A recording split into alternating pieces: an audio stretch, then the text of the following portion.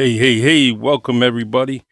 This is Charlie Perry of the Really Charlie Podcast. Today's guest is Coach M100, my friend, my man, my kin, Marvin Speller.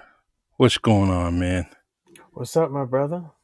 Glad to hear you. Glad that you came on and it's fireside is so good to me.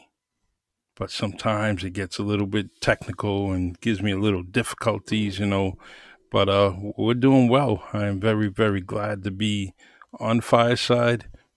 I have some great guests coming up, and you're one of the greatest guests I ever had on my podcast Thank numerous you. times, and I'm so glad that you're here. I appreciate that, my brother. It looks like I'm taking you away from your game tonight. I don't. I today, you know what? It was amazing. As great a fan as I am, I definitely do not want to be inconsistent when it comes to Fireside. I always want to be on here on Thursdays, and definitely speak, to you and many others. It's definitely something that I'm very trying to be very very loyal to, only because it means so much to me. So as far as the Patriots, you know what, I believe the game is going to get better at the end. So when we're done, I'll go downstairs, check out and see how the boys are doing, and hmm hopefully they're winning. Yeah. Um, I used to be more of a Patriots fan when Tom was there because, listen, I consider him the GOAT, Yes. like most do, but hmm just a different vibe when he was there. it's very similar, right? He's very hmm similar on the field as, let me see, just athletes in general, big athletes. When Right. Jordan was on the court, you knew you anticipated something great was going to happen. Brady was hmm on the field, you expected something great to happen. Um, Right. and then and there's numerous others. Larry Bird. There's just you know Barry Sanders. When Barry Sanders got the ball, I was just like, he's gonna score. I mean, and he Oh, would yeah. just was a walking highlight, and it just goes on and on. You threw the ball deep to Randy Moss, to Jerry Rice, to Drew Pearson, to many Michael Irvin. I mean, you always thought something was going to happen, and when it comes to TB12, although I don't wear his jerseys anymore, I have him hanging up. I will keep him. And the Right. rumor is he's coming back. He's coming back to Foxborough, but I don't know if he'll come back to Foxborough. And with that contract he has lined up with Fox, you know what? That's tailor made for him to just kind of roll into the seat and do his new chapter in his life. But I want to Yeah. talk about Marvin Speller, my favorite life coach, Thank you, my sir. man, Appreciate that. and you have been doing it for quite a while, and I just I admire everything that you say. I really anything you tell me, I take it as genuine as the excuse me, It's I'm okay. recovering over a cold, and I Oh, okay. just had the tail end of it. Um, and things that you say, are right there on point when anything we're talking about. We've talked about many things, from mental health to dieting to things involving our lives. Right. And you have stirred me in the right way. You had me, or you still have me, taking things that I've never taken in my lifetime. That has been very, very beneficial to me. I'm still drinking the tea. I'm very much in, Have those teas. in love with it. It's more. It just it's something that I prefer now. And I remember you talking about things can be life changing, and including your diet and things that you do. And for me to switch over to the teas was life changing because I was a coffee drinker, Okay. and so to get over and change over, that was kind of, it wasn't difficult, but it I needed to be on point with it, No, I get that. dedicated to it. And thank you for the compliments. And, it's kind of one of these things where you look at life, and even my perspectives have changed a lot, even over the past 6 months. As you continue to go down this journey, you start to ask this question like, who am I? That's a great Hmm. question to start out with, right? Because you're starting to look at it as like, well, what kind of impact are you making? I'll give you an example for it. Um, I look at the city of Los Angeles, right? Yeah. You've been to Los Angeles before, right? Yes. 3 years worth. 3 years, okay. So you think about when you're downtown LA, and you're downtown LA, and say someone dropped a pen over the top of your head, Hmm. and you did a radius of about 20 miles, right? Maybe 25 miles. You have the highest per capita of wealth anywhere in the world in those 25 miles, right? Then you look at per capita, it's the highest rate of the homeless population. Hmm. And So then true. you start to do that balancing act in your head, right, of trying to discover, right? But then you start to feel your way through it, and you're like, well, perhaps the problems that are there are all of our own problems, right? Hmm. Because we're always looking at something outside of us, always.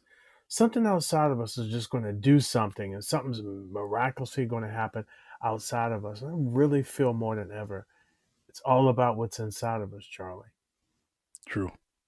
And so when you think about that, it's like we ought to feel fortunate when we see opportunities because it's an opportunity to maybe impact somebody, right?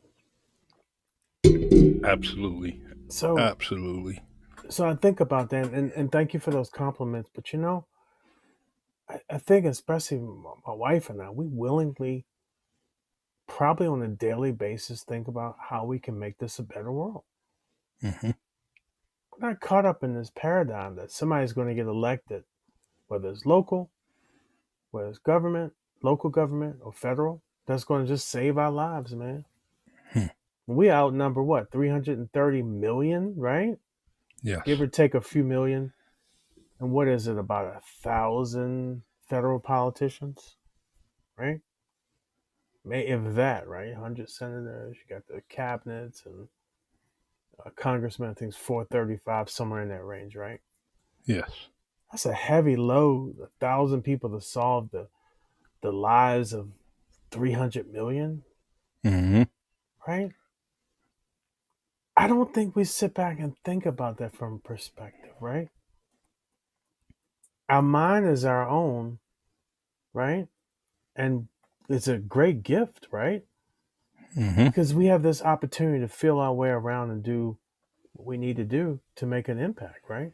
And we can go a lot of different directions on that, right? You can look at it from any type of perspective, right? You can look at it from a religious perspective. You could just look at it from any type of perspective of the whys around that.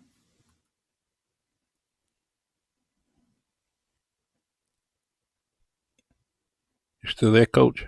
Oh yeah, I'm still All here. right. Yeah, All right. still here. Was you asking me a question? I'm sorry. Oh no, no, no. I was just All right. responding Okay. to what you said about Yeah. All right. all I that's got you. going on around us, right? So it's sort of similar, just like with President John F. Kennedy. It's, what is it? It's not what your country can do for you, but what you can do for your country. Right, And as individuals, as a community, as a society, we could do so much on the ground levels, right, before it even reached that thousands or so, leaders that we have. right, Um, we could do so much, And if we do that, we do so much like that. In many things, what happens is because on the ground level we've done so much, it should make it that much easier for the leaders to do this, or the elected officials to do that. I don't want to call them leaders, but they're for Right. our for the powers to be to do things much swiftly if we do things on the ground level. Um, and I mean, what type of person are you if you're not doing something for a homeless person? It doesn't have to be all the time or every day, but Mhm. when you have that opportunity, like you talked about, well, then go ahead and do something. And it's okay to move forward and go Mhm. about your life, but at least at that moment, you decide to put someone else first or give them some attention. So, and I know you have been doing that quite frequently, and and you may say that others have done more than what you have been doing, um, but you have done so much more than others have been doing yourself. So, Thank you. um, And yeah, it's kind of one of these things, Charlie, where it's hard to judge what people do or don't do, because if you went somewhere and you gave off this positive vibration to everybody, hmm, that's almost as good as feeding somebody, right? Because you are feeding them. I'm talking yeah, about feeding people physically, but you can feed people mentally and um, psychologically, true. which is seems to be kind of the missing link if you would kind of look at it, right? How do you Hmm. feed people, right? Because it's not always about giving somebody a sandwich or something to drink. Sometimes it's just how you do. And what do you see, and do you contemplate a better outcome for the masses, right? True. Now, if you had millions of people doing that on a daily basis, right? Imagine what can be done. Imagine if you were out every day and you had 30 people smiling and how are you doing, Hmm. and giving you a seeing a having a genuine interest in just who you were as an individual unconditionally, right? So you can sit and unpack this thing as being conditional or unconditional, right? I think we talked True. about that in the past, right? Yes, You we could do have. things from a perspective that is so genuine and pure, and you could just impact someone's life like that. Yes, we That's can. way more powerful than anything else, man. And sometimes with the person or the person that you impact or people you impact, what you may do is you may end up um you may cause a tidal wave where you inspire them so much that led them to actually doing for others, even Right. at the level they may be where they're not capable of doing for others, but they're trying to do just a little bit more for someone else. And now you end up having this chain reaction of Hmm. one good deed after another, and then you have good people, one after another, and it becomes kind of not it becomes a routine in that little circle because we think we have big circles, but we have very little circles, but that can cause a huge impact for a lot of things around you. You know, Well, me. I think you just hit on something that is probably a part of the challenges this day and time, right? Hmm. When people are like, "Well, I have my people that I'm taking care of, right?" Yes, But you have a whole lot of people that are and it excluded from becomes that, right? true. Kind of not. Sorry. Oh, it's okay. Go ahead. Yeah, you have a whole lot of people that are excluded, and I really think during this pandemic. Oh, did I say pandemic or did I That say is pandemic? nice. Okay, Oh, I so I'll love that. say I'll say pandemic. A lot of people say that now because Hmm. they have lived through it, right? But one of the things that's really taught the masses, right? We have so social experiments is constantly happening to us that a lot of people are not even realizing. Like before, you take the FBI, right? If they Hmm. wanted to do a profile on you, right? Yes. They got a whole lot of work to get a profile on somebody, right? It could take a long time. Now take social media and you follow somebody for a week, you got their profile, what they do, what they like to do, and all these social experiments. And going back to what I was saying, it's like that during the pandemic, we were taught to be very, very um, solo thinking, solo minded, and solo acting. And I so with agree. that, it's constantly one of these things where people aren't looking at, well, I need to help somebody and I need to do that. I think people of doing it has become very, very situational. Instead of like, okay, boom, we came out of this, let's kind of band together, right? All right. And so perhaps you can look at that, right? And you think about it, right? Everything doesn't start by what we're doing right now, Charlie. This is all like the conscious mind stuff that we're chatting about, all that. Where does it come from, Charlie? Because you think about it, we don't know, we don't know what we're going to be thinking about 10 seconds from now. We can't predict that, right? Where's Hmm. it coming from? So you think about it, these things get fed in us, right? Fed and fed and fed and fed and fed. These social experiments is like what you see is what you get, especially if you observe it. It's really something that's really active within you, and you're just observing it, right? That's all. Exactly. Not that complicated. So true. The let me let me I see quite a few people down below there. And Okay. Sonia, thank you for coming on board to the Really Charlie podcast. Michael, I really, really appreciate your attendance. It's real nice. Um, and for everyone that's going to be listening on replay on Fireside, thank you for joining us. Thank you for listening to myself and Marvin Speller, also known as Coach M100. Feel free to find him on Instagram, Facebook. Um, he's definitely a good dude, definitely a tremendous life coach. So if there's things that you're looking to talk to him about, go ahead and find him on social media and definitely, you know, reach out to him and get connected.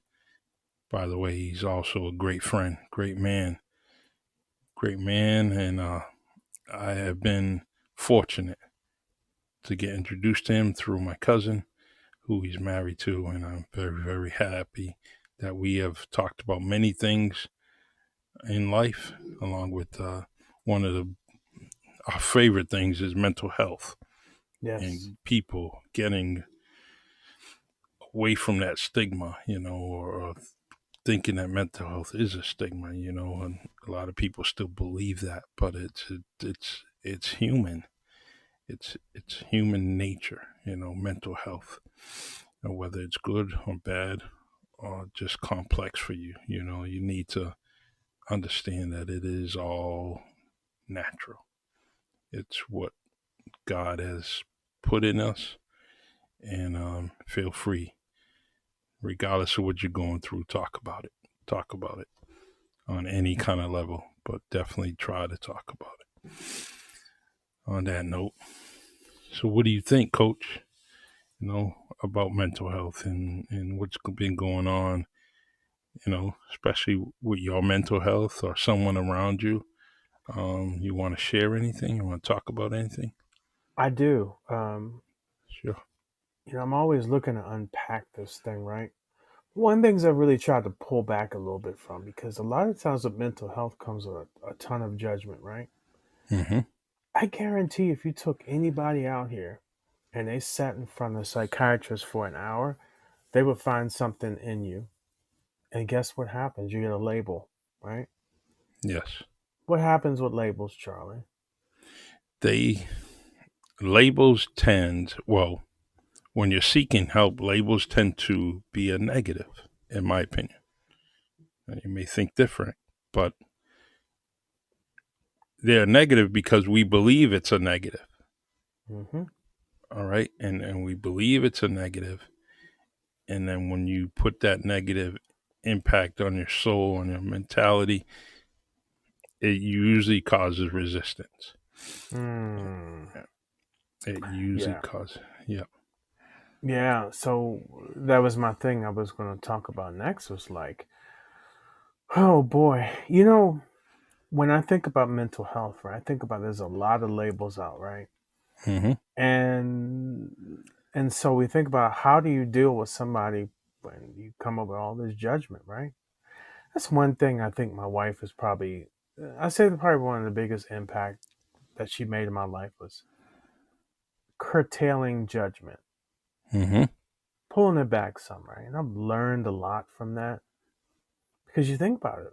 The problem is somebody gets labeled something. It's like planting a seed in them, and True. they really got to kind of dig down and because when you think about labelings, judgment, perceptions, all these things, right, that don't really have the best outcomes.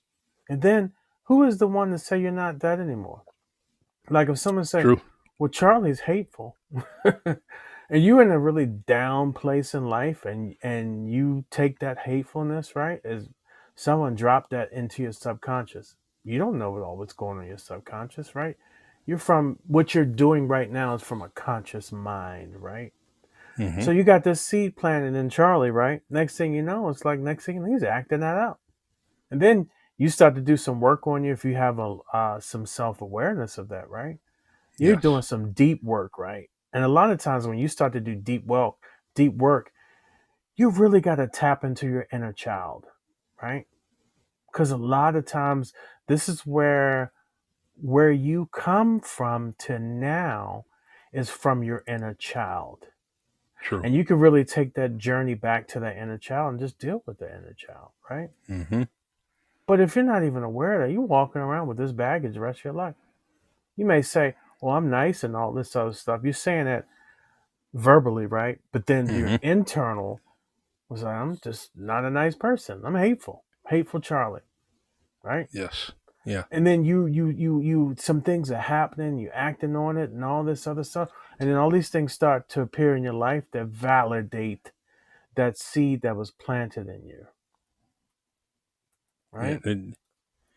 It's so true. I mean, even you go and you talk about anger and in those seeds with the person that may be labeled as an angry person, but also another label is victim.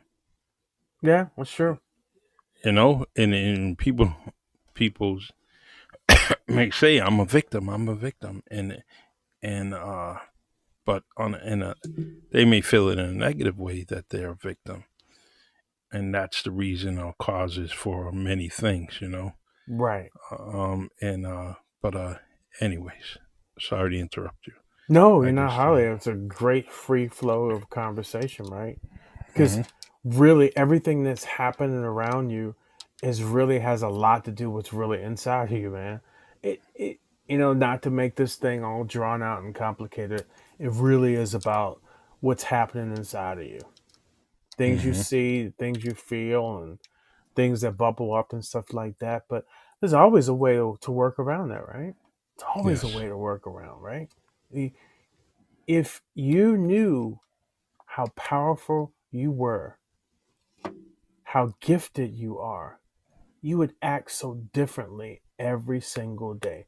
If you loved everything about your being and just loved it, you would start to trigger these different things in you, right? yes, And so it's kind of this whole mindset I've been, right? There's something that I may not like about me, and it's like I'm running from it. Not no more. I'm running to it, embracing it and loving it, man. awesome. It could be something that, hey, man, I'm rolling 15, 20 pounds more than I need to be, right? hmm I might grab it and say, I love you. I love you. And I'm kind of just loving it, right? Because a lot of times, man, we have this chatter in our heads, right? How do you know which one to listen to, Charlie? Well, hopefully it's the one on the right side. What is right? Because my right now to you is your hmm left. Yeah, left, right. Yeah, on my You left, know? right, vice versa. Yeah. It You know what I'm saying? If really a lot of times, man, it's sometimes about that kind of chatter, right? And hmm that kind of things that just show up and pop up, and how you deal with them, man. And I really, it's kind of the journey we continue to be on, right? How yeah, do you show up? How do you show up for you? exactly. But as we were talking about this mental health thing, I really think the approaches have to change. The approaches have to change because it's going to be continually hard to continue to support those who are going through the mental challenges while we hmm have all these social engineering experiments that go on us, right? How Yes. we're constantly steering our thinking, what to buy, what to eat, what to do, what to look like, what is the symbol and status of this, what is the right way to do things. We're constantly being bombarded with this stuff, right? And then they have this thing I keep seeing on the news. They're talking about, and, there is one state. I don't want to get too far from this. There is one state now that is talking about enacting some type